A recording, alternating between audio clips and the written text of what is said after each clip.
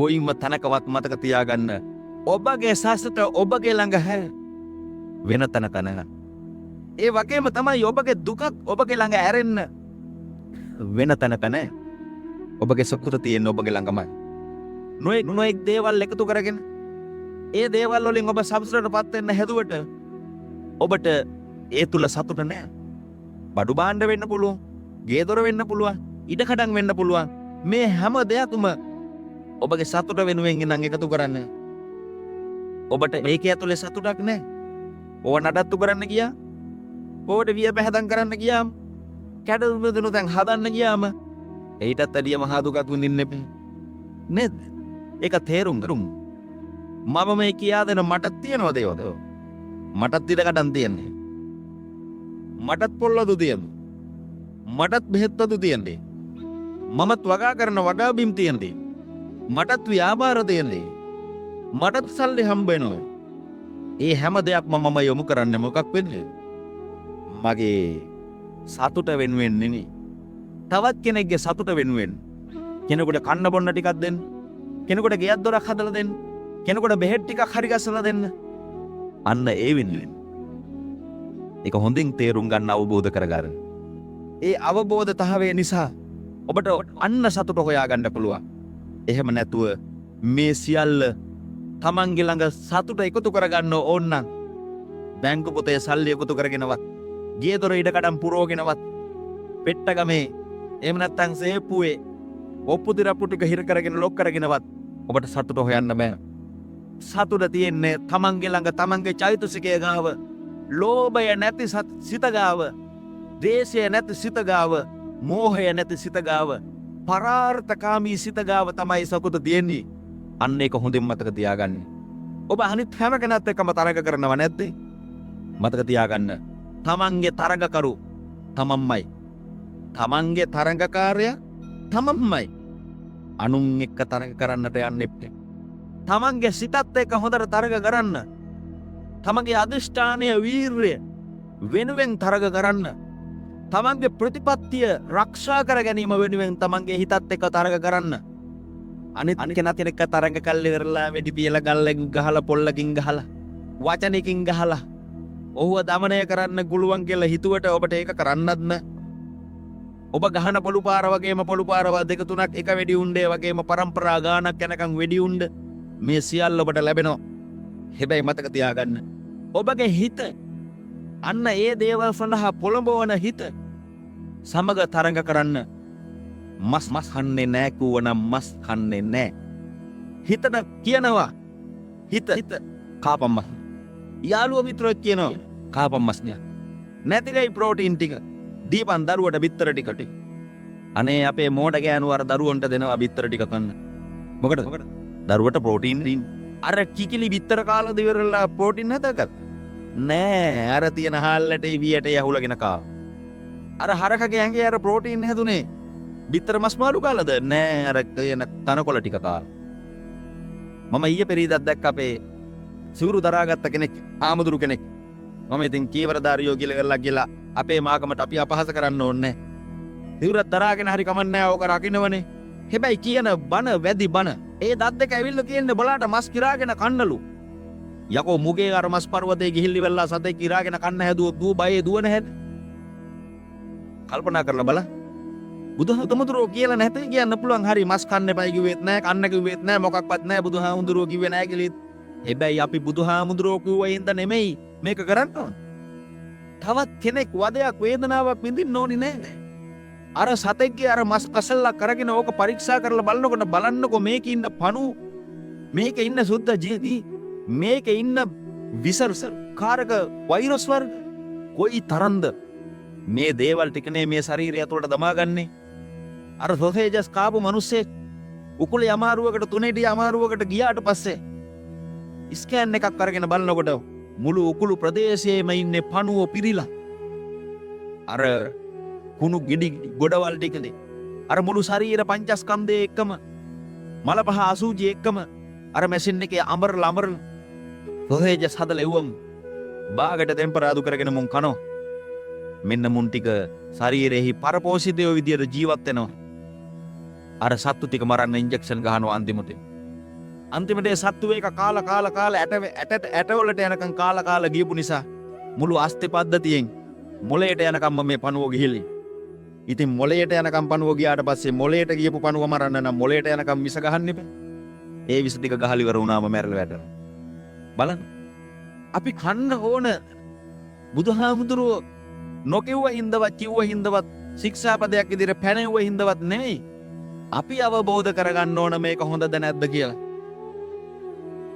Protein තියෙන දේවල් ඕන තරම් තියෙනවා. මුළු ඉතියෝපියාවක්ම ආරමුණු කරන්න අවබෝධ කරගන්න. අපි ඉතියෝපියාවේ දැක්කේ පිඟාන කුස්සගෙන තද බඩිගඩියක් තියාගෙන ඇස් දෙක ගිලිච්ච හැම ඇටවල එල්ලිච්ච හරියට බෑට් මඩු එල්ලගෙන යනවා වගේ හැම එල්ලිලා තියෙන්නේ. එහෙම ජීවීන් ටිකක් අපි දැක්කේ ඉතියෝපියාවේ පහුගිය දශකයකට කලින් දැනට අවුරුදු 10කට කලින් අපි දැක්කේ එහෙම අය. උන් කෑවේ මොනවද? පොළවේ මැටි අරගෙන පෙරලා අරගෙන ඒකට ගහේ කොළේ පොතුවල විස්ම අරගෙන එකතු කොල්ලා කවලක් කරලා මැටි වලින් කේක් හදලා පහන් හදලා කෑවා.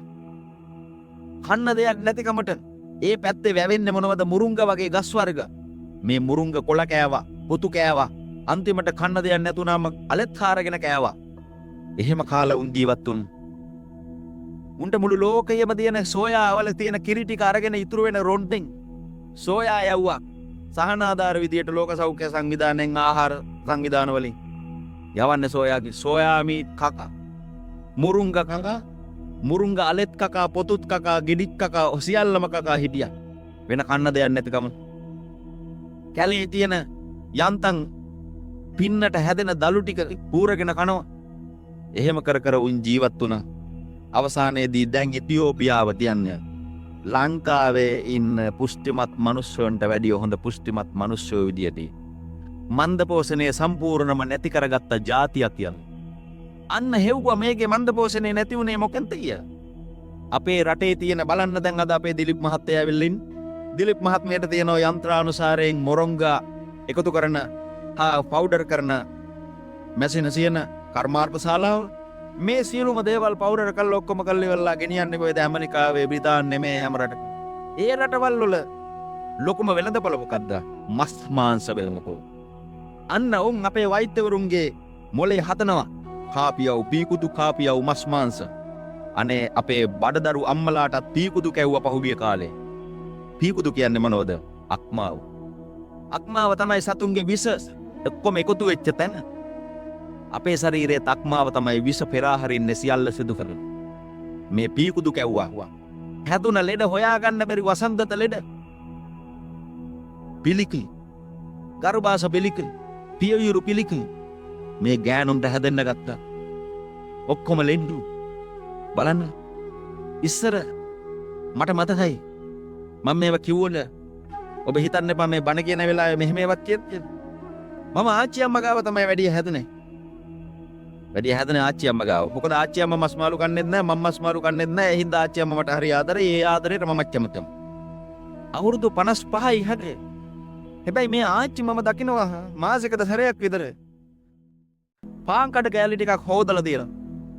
ඒව ගන්න දෙන්නේ නැහැ, අල්ලන්න දෙන්නේ නැහැ. ඉටු රෙදි කෑල්ලකුත් වහලා තියෙනවා. ඝනකම් තියෙන රෙදි කෑල්ලකුත් මේ අතරේ තියෙනවා. මං ආච්චිගෙන් ඇහුවා මේ මොනවද ආච්චි? ඕන දේ අහනවා. ඕන නැති දේවල් අහන්න නැතුව කොහොම කියලා මට උත්තරයක් දෙන්නයි. මට ඉතින් ওই වගේ දේවල් දැනුණාන් පස්සේ මට මේක හොයා ගන්නකම් ඉවසුමක් නැහැ. අනේ මේ ආච්චි හැම මාසෙකම එක සැරයක් මේ දේවල් ඔක්කොම තමන්ගේ කාමරයට ගෙනියනවා.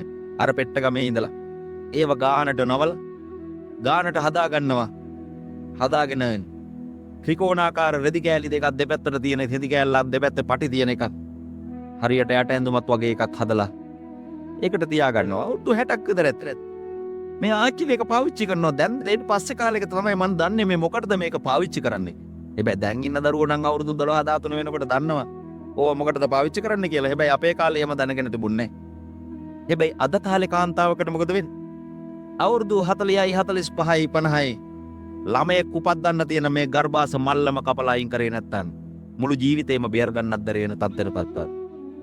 ඒ ආච්චි අවුරුදු 97ක් ඉඳලා තමයි අවුරුදු 97 දී වත්තේ තියෙන පොල්වත් අක්කර 12ක් විතර ඔක්කොම වැටිච්ච පොල්ලතු ටික ඇදගෙන ගිහිල්ලා කාණු කපපු කාණු වලට දා වැටිච්ච පොල් ගෙඩි ටික වත්තේ තෙමෙන් නැති තැනකට ගෙනත් දා හැමෝම ගැනම පොයලා බලලා අද මට දවල්ට කිරි හොද ටිකකුයි බත් ටිකකුයි තිබුණා නම් හොඳයි කියලා දූටත් කියලා මම ගිහිල්ලා එන්නම් දුවේ නාගෙන එන්න කියලා ඉවර වෙලා කබල් කොස් ගහ යට තියෙන ලිඳ ගාවට ගිහිල්ලා මම නාගෙන එන්නම් මට අද සීතල වතුර ටිකක් නාන්න ඕන කියලා කබල් කොස් ගහ ගාව කියන්නේ අපි 7 දෙනෙක් නිද ගාවට ගිහිල්ලා නානකොට වැස්සොත් අපි ගිහිල්ලා තෙමෙන් නැතුව ඉන්නේ අර කබල් කොස් ගහේ තියෙන ගුහාවේ බෙනේ.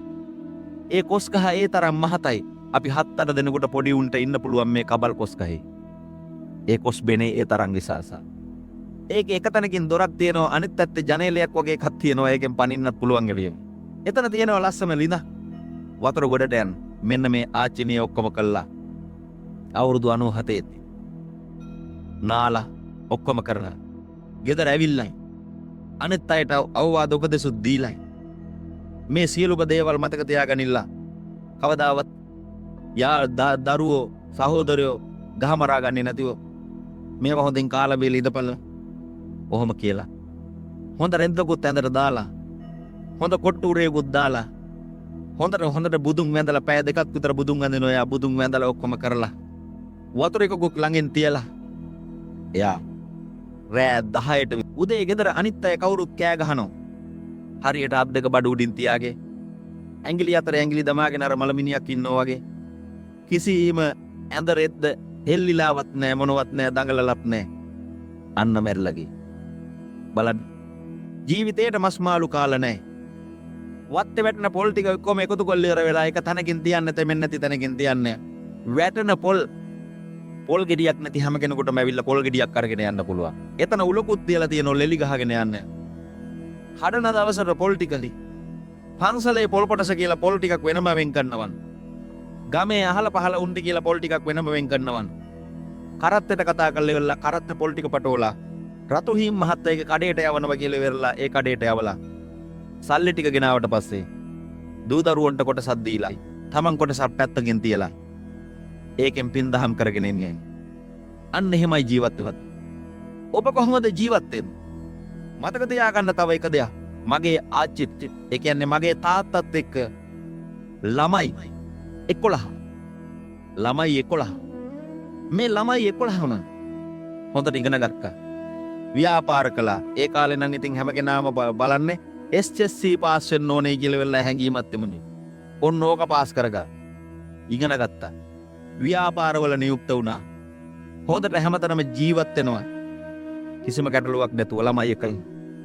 ළමයි 11නුත් හදාගත්තේ අක්කර 10ක 15ක වත්තක් තව ඒට අල්ලකෝ කුරුදු කෑල්ලක් අක්කර 4ක විත් මේ සියල්ලම බලා හොයාගෙන මේ දූ දරුවොත් රැක ගලාගෙන දැන් ගොලාට පුළුවන් ද ළමයි දෙන්නෙක් ওই විදියට රකි? ළමයි දෙන්නෙක් හරි තුන් දෙනෙක් හරි රැක ගන්න පුළුවන්? බෑ. මහා වදයක් නේ. ඒ ආච්චිලා කවදාවත් ළමයි එක්ක ඉස්කෝලේට ගිහිල්ලා ඉවරලා ඉස්කෝලේ ගාව තාප්පේ ගාව හිටියෙන් තියෙන. ඒ ආච්චිලා එහෙම ඉන්න ගමන් ගිහිල්ලා ඉවරලා ඉස්කෝලේ තාප්පේ අරන ගමන් උදේ 8ට ගිහිල්ලා ඉවරලා හවස 1:00ට දරුවෝ එක්කගෙන එන ගමන් 8:00 ඉඳලා 1:00 ඉඳලා වෙනකන් ගෙස්ට් හවුස් ගානේ වෙන මිනිස්සුත් එක්ක ගිහිල්ලා හිටියේ. ඒ ආච්චිලා පොළට යන්න කිලෝමීටර 7ක් 8ක් යනවා. ස්කූටියක් අරගෙන ස්කූටියේ ගියේ නෑ. බෙන්ඩර් එකක් අරගෙන ගියේ නෑ. වතුර කලයක් අරගෙන කුස්සියට ගෙනාව. ඒ කලේ ඉවර වෙනකොට තව වතුර කලයක් ගෙනාව. ලිඳ තිබුණේ අක්කර 15කට එහා පැත්තේ. ලිඳ ටැප් එක ගෙදර මුල්ලේ හයි කරගත්තේ න. ටොයිලට් එක ගෙයි ඇතුලේ හයි කරගත්තේ න. ඒ දේවල් පහසුකම් කිසි දෙයක් නැතුව ළමයි 11ක් බලාගෙන හොඳ තැනකට යව. ඔබට මොකද වෙලා තියෙන්නේ? එහෙනම් මෙන්න මේ යථාර්ථය මේ සංසාරයේ කුසලයේ ඔබට විපාක දීම සඳහා ඔබගේ මනස ආදාගත්තේ නැහැ. අන්න ඒක හොඳින් කල්පනා කරලා බලන්න. එහෙනම් තරඟකරු කවුද? ඔබත් එක්ක තියෙන තරඟකාරය ඔබමයි. ඔබගේ සිත ඔබ ජයග්‍රහණය කර ගැනීමට ඔබම මේ සිත තරඟකරුවෙක් බවට පත් කරගන්න.